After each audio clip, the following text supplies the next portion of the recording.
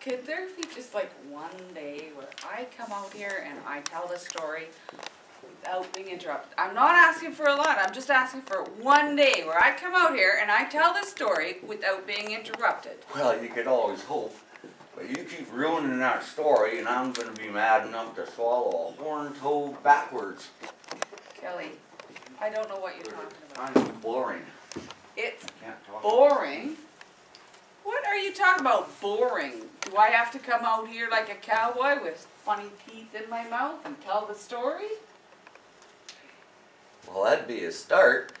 Well, Kelly, there wasn't any cowboys in the Bible, right, guys? No. Right. Yes. Yes. Oh yeah, they're just like cowboys. Like when Jesus and his buddies, they're out traveling around a lot, right?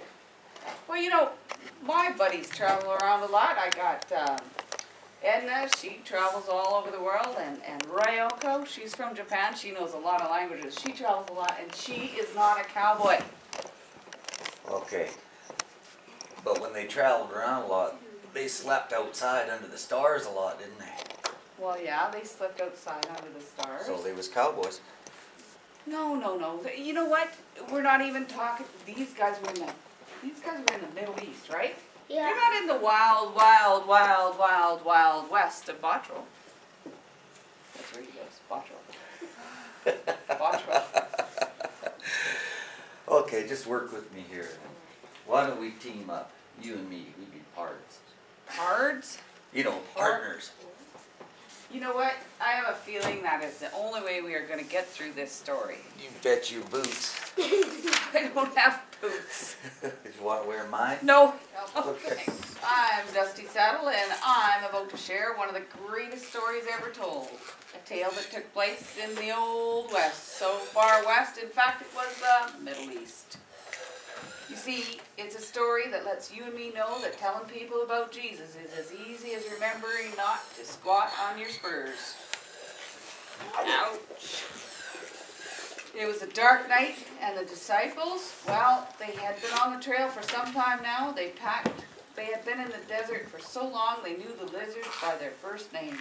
They had just ridden in from Caesarea up by the Philippi spread. If your hands are free, do this. It was the dead of night and the crickets were playing their sweet lullabies. Who's the cricket guys? Come on, crickets, on cue. Here we go.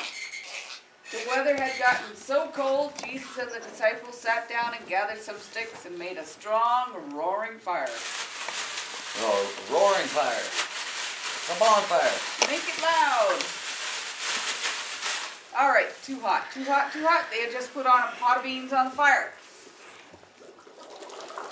And the wolves howled in the distance.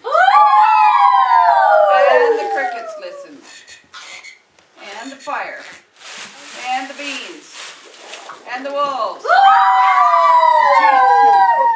Jesus leaned back in his chair. And he looked back up the stars and he said, "Who do you folks say I am?" Well, the disciples considered Jesus' question amongst the beans. Amongst the beans. And the wolves. And the crickets. And the bonfire. And a few of them pulled themselves up and said, "Well, some say you're a preacher. Some say you're a prophet sent by God. And then there are a few that think you are one of the greatest great-grandfathers. Come back to tell us what for." What for? Well, it's kind of a paraphrase.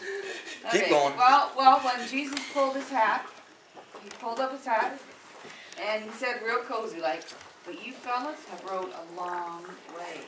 And the wolves howled. And the bonfire roared. And the beans bubbled. And the crickets listened. And for a moment, no one answered. The crickets played their song. But then Peter started grinning like a weasel in a hen house. He jumped up and said, "You are the Christ. You are the Son of God. We have been waiting on you to get here since the Methuselah was out. Trails to you Until we meet again."